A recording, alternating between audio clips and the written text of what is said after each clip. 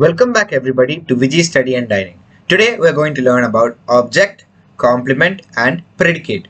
My mom has already put a detailed video in Malayalam of this topic in her channel. So I'm going to be putting a detailed English version of that video today. I hope you will understand it. Okay, first let's look at what is the difference between object, predicate and complement. We always think that whatever comes after the verb is the object. So, S plus V plus O is the structure. Subject plus verb plus object. So, we think that after the subject there is verb and after the verb there is object. Whatever comes after the verb is the object. But it is not true always. It is always not the case. It is all object does not come after the verb every time. Okay, now let's find out what is object, predicate and complement. We already know that a subject can be a person, place, animal or thing. Also, object can be a noun or a pronoun, which is person, place, animal or thing. Now let's look at what is an object. If we ask the questions what or whom and we get an answer, then that answer is the object in the sentence.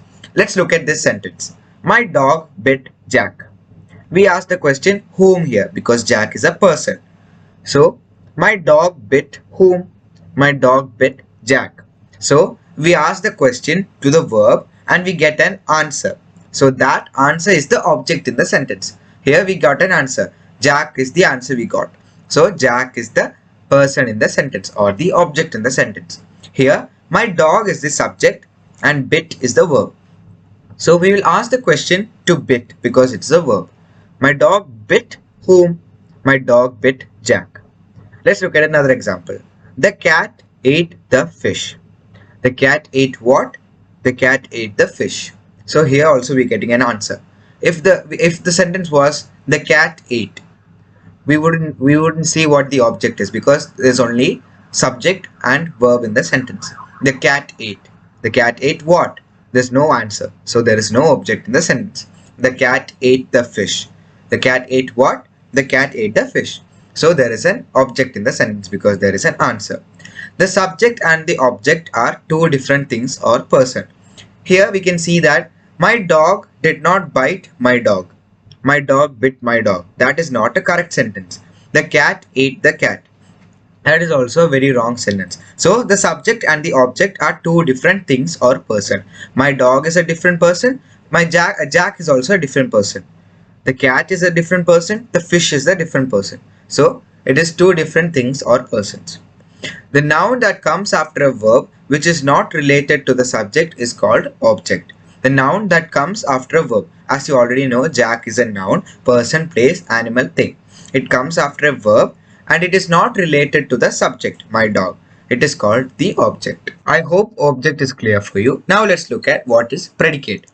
So along with the verb, if we ask the question what or who to the verb and we get an answer. Last time in object it was what or whom. This time it's what or who to the verb and we get an answer. Then the words from verb to the last of the sentence is the predicate. So from the verb to last of the sentence, the whole second part of the sentence is predicate. Let's look at an example. Here, my sister ate all the candy. So here, sister is the subject as you already know. And we'll ask the question what or who.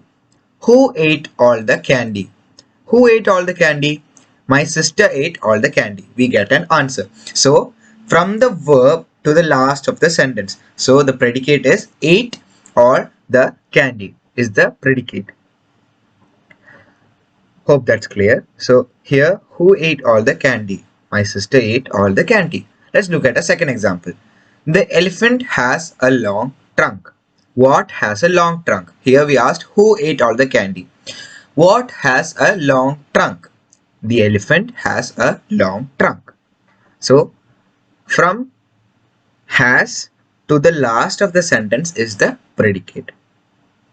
Predicate includes the verb also, as I already said. Ate all the candy included the ate also. And who or what the subject is doing is predicate. Now let's look at what is a complement. What is the importance of complement? Some sentences may feel like it is incomplete. For example, she sings, but we want to know how she sings, when she sings, and where she sings. So we add some more information after the verb to make the sentence complete. This is called the complement or object or predicate. For example, she sings beautifully. Now this sentence makes complete sense. From the above sentence, it is clear that every sentence must have three parts. Note, don't get confused with complement. This is COMPLIMENT. It is an expression of praise or admiration. Whereas the complement we are learning here is COMPLEMENT, which is another word for object or predicate. Complement is of two types, object complement and subject complement. First, let's look at what is subject complement. A subject complement is a word that comes after a linking verb and describes the subject. So, a subject complement, it is a word that comes after the linking verb. What is a linking verb? We'll look here, and describes the subject. Linking verbs are is, am, are, or all the auxiliary verbs. The auxiliary verbs are called linking verbs. Example, Ramesh is an intelligent boy. So here is a linking verb. So that is subject complement. Subject complement, we already learned that it is a word that comes after a linking verb and describes the subject. So here the subject is Ramesh. The subject complement is always describing the subject. The same word will come in the complement, but it is not exactly the same. It will be describing what the subject is. For example, here Ramesh is the subject, is an intelligent boy. This is describing Ramesh. So that is subject complement. Okay, now let's look at object complement, which is the second type of complement. Object complement is the verb which is coming after a noun and is different from the subject, and it is also known as object complement. Here, the captain is the subject. Selected is the verb and him is the object. And as crew member is the predicate. And when this can also be called as complement. And when this is describing about him, which is the object, it becomes object complement. If the crew member was describing about captain, then it would become subject complement because the captain is the subject. Here, the captain and him is different person, and this crew member is describing about him. Him is the object. So, object complement. Object complement is different from the subject complement because in subject complement, the complement is describing about captain, which is the subject, whereas here it is describing about the object, which is him. Here also, we invited him as the chief guest. Here, if the chief guest was we, then it become subject complement. Here the chief guest is him. The person we invited is the chief guest. So that is the object complement. Here we are giving importance to this object, not the subject. If we are giving importance to subject, it will become subject complement. If we are giving importance to the object, it will become object complement.